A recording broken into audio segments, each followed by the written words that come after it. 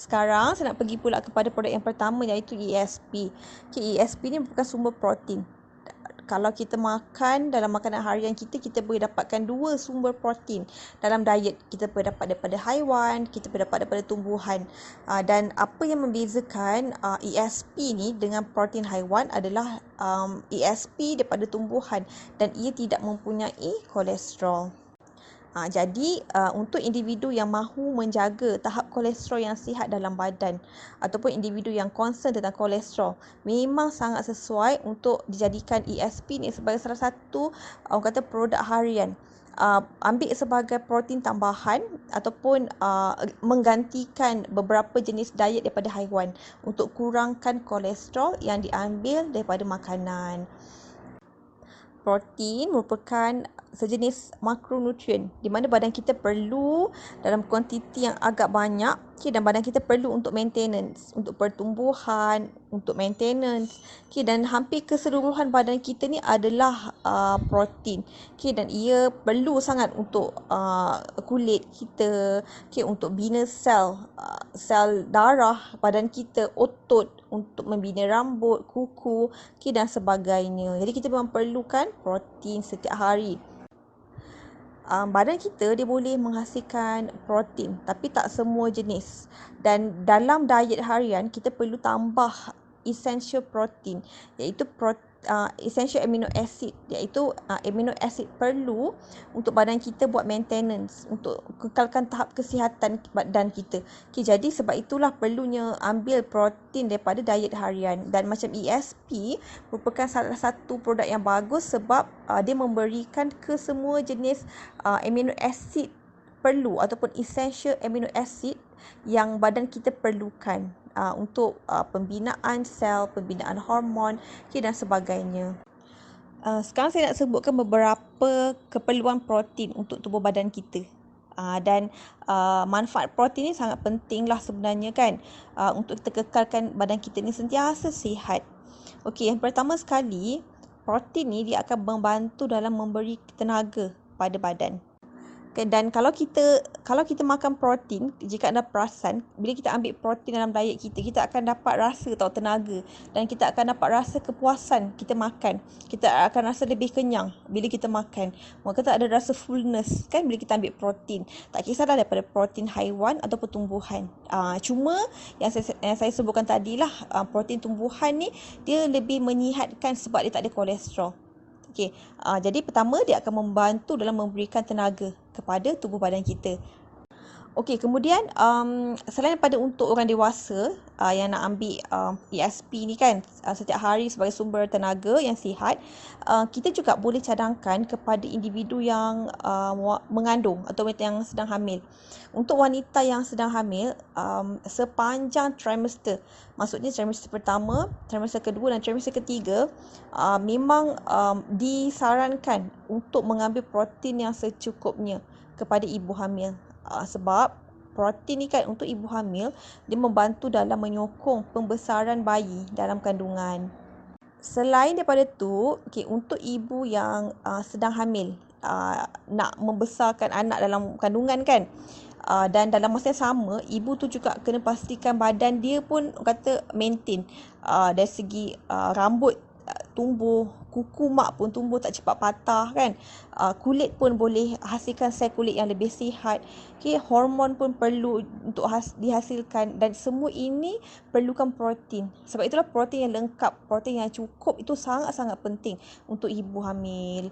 Dan kadang-kadang ada setengah ibu juga mempunyai orang kata cabaran lah ketika hamil, kandungan anak yang kecil. Jadi memang kalau anak kecil dalam kandungan, mak kena pastikan kena cukup lah at least ataupun at least protein tu memang kena cukup, and memang disarankan dan digalakkan untuk ambil ESP lah dalam diet harian mereka.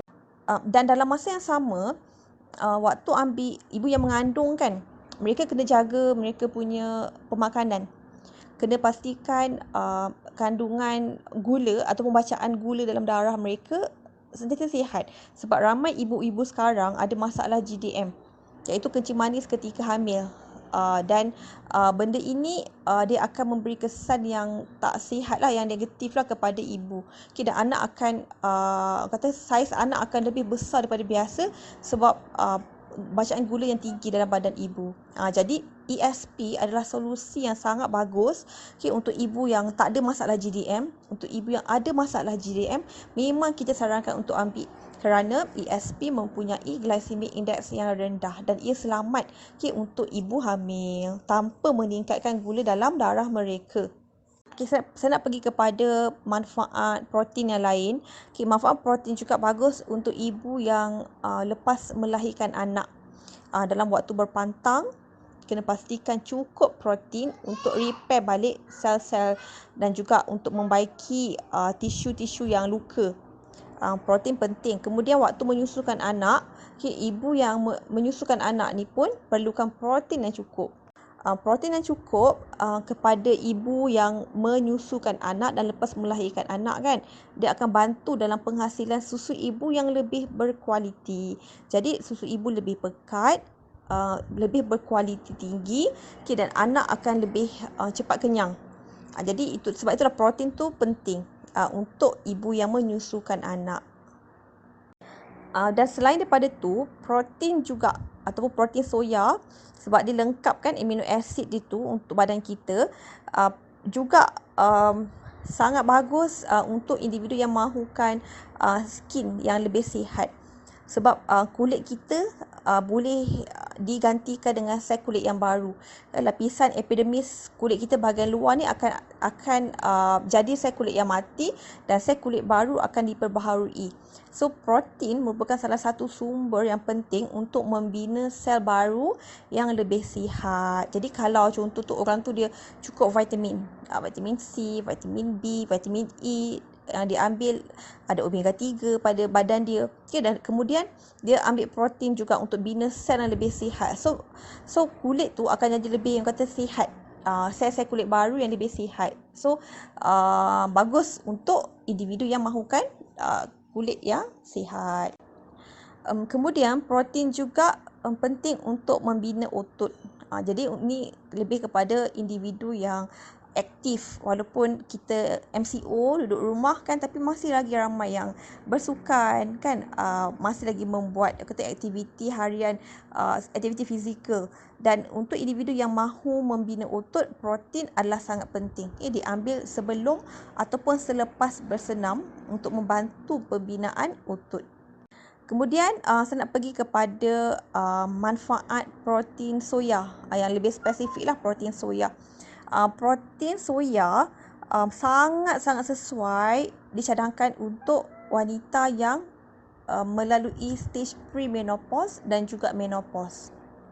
Banyak kajian yang telah dibuat, wanita yang dah menopause dan dah tengah melalui proses premenopause kan, mereka mempunyai tahap hormon yang tidak balance, dan memberi kesan simptom orang menopause macam susah nak tidur malam, cepat berpeluh, mood swing, apa lagi berdebar-debar kan, cepat letih, kulit sangat kering. So itu adalah antara simptom. Jadi banyak research yang telah dibuat menunjukkan dengan pengambilan protein soya membantu dalam mengurangkan simptom menopause. Dan ia memang sangat-sangat bagus untuk diambil.